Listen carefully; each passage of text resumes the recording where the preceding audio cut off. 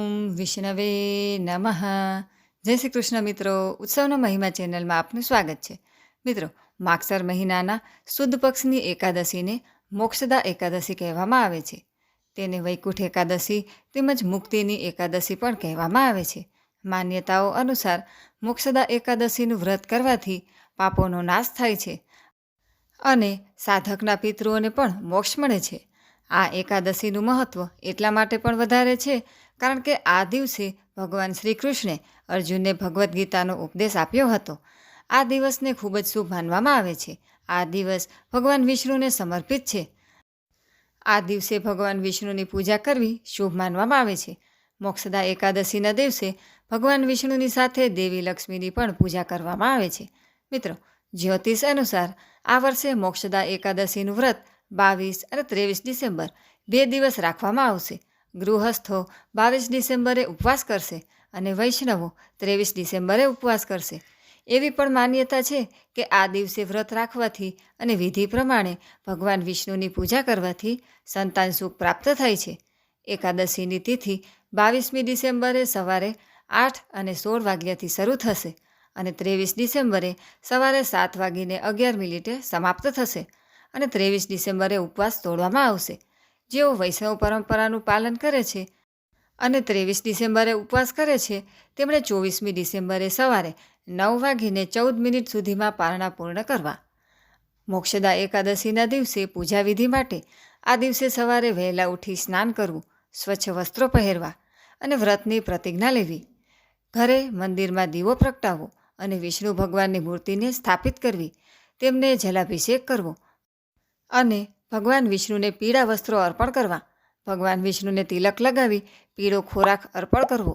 ત્યારબાદ એકાદશી વ્રતની કથા સાંભળવી અને વિષ્ણુ સહસ્ત્ર નામનો પાઠ કરવો. રાત્રે જાગરણ કરવું અને બીજા દિવસે જરૂરિયાતમંદ લોકોને ભોજન કરાવી દક્ષિણા આપીને વિદાય આપવી અને શુભ સમયે ઉપવાસ તોડવો.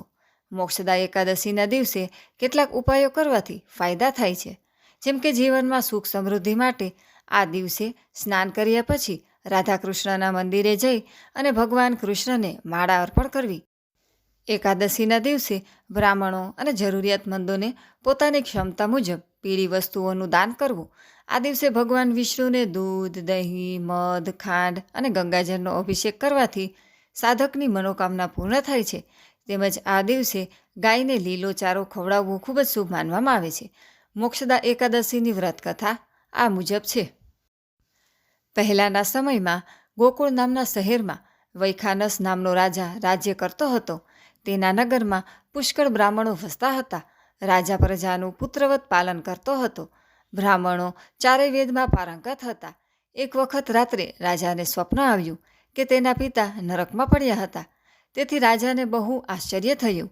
તેથી બીજા દિવસે તેણે સભા ભરી બ્રાહ્મણોને તે સ્વપ્ન વિશે વાત કરી અને કહ્યું કે હે વિપ્રો, કાલે રાત્રે મને સ્વપ્ન આવ્યું. તેમાં મારા પિતા મને નરકમાં પહેલાં દેખાયા. તે મને કહેતા હતા કે હે પુત્ર, તું મારો ઉદ્ધાર કર. ત્યારથી મારા સુખ ચેન ચાલ્યા ગયા છે. હવે આપ જ મને આનો કોઈ યોગ્ય ઉપાય બતાવો. બ્રાહ્મણોએ તેને કહ્યું કે હે રાજન, અહીં નજીકના જંગલમાં જ પર્વત મુનિનો આશ્રમ છે. તે મુનિ ત્રિકાળ જ્ઞાની છે. તેમની પાસે તમે જાઓ અને તમારા સ્વપ્નની વાત કરો. તે અવશ્ય તેનો ઉપાય બતાવશે. આથી પિતાની અવગતિ જોઈ ખિન્ન થયેલા મનવાળો રાજા પ્રજાની સાથે પર્વતમુનિના આશ્રમે ગયો. તે આશ્રમ ઘણો મોટો હતો. તેમાં અનેક ઋષિમુનિ રહેતા હતા. રાજા ત્યાં પહોંચ્યા. તેણે પર્વતમુનિને જોયા. તેમના તેજની આભા જોઈને તે તેમના પગમાં પડી ગયો અને સઘળી વાત કરી. રાજાની વાત સાંભળી પર્વતમુનિએ ખૂબ વિચાર કરીને રાજાને માગસર સુદ 11 કે જે મોક્ષદા એકાદશી કહેવાય છે તે કરવાનું કહ્યું. રાજાને તેની વિધિ કહી. મુનિની વાતથી ખૂબ શાંતિ અનુભવતા રાજા પ્રધાનો તથા પ્રજા સાથે પોતાના રાજ્યમાં પાછો આવ્યો. જ્યારે માગસર સુદ 11 આવી ત્યારે રાજાએ મુનિના કહેવા મુજબ 11નું વ્રત કર્યું. પ્રધાનો તથા પ્રજાએ પણ ખૂબ શ્રદ્ધાથી તે વ્રત કર્યું. આ પછી 12ના પ્રદોષ ટાણે પંડિતોની હાજરીમાં રાજાએ તે 11નું સઘળું પુણ્ય પોતાના પિતાને અર્પણ કર્યું. જેના પુણ્ય પ્રતાપે તે જ વખતે રાજાના પિતાનો મોક્ષ થયો. તો મિત્રો, આજના વિડીયોમાં આપણે મોક્ષદા એકાદશી ક્યારે આવે છે, તેનો શુભ સમય, પારણાનો સમય, મહત્ત્વ, પૂજા વિધિ, આ દિવસે કરવાના ઉપાયો તથા વ્રત કથા વિશે વાત કરી. વિડીયો પસંદ આવે તો લાઇક, શેર તથા અમારી ચેનલ જો તમે પહેલીવાર જોઈ રહ્યા હોય તો સબસ્ક્રાઈબ કરવાનું ભૂલશો નહીં. સર્વે ભક્તોને મારા જય શ્રી કૃષ્ણ.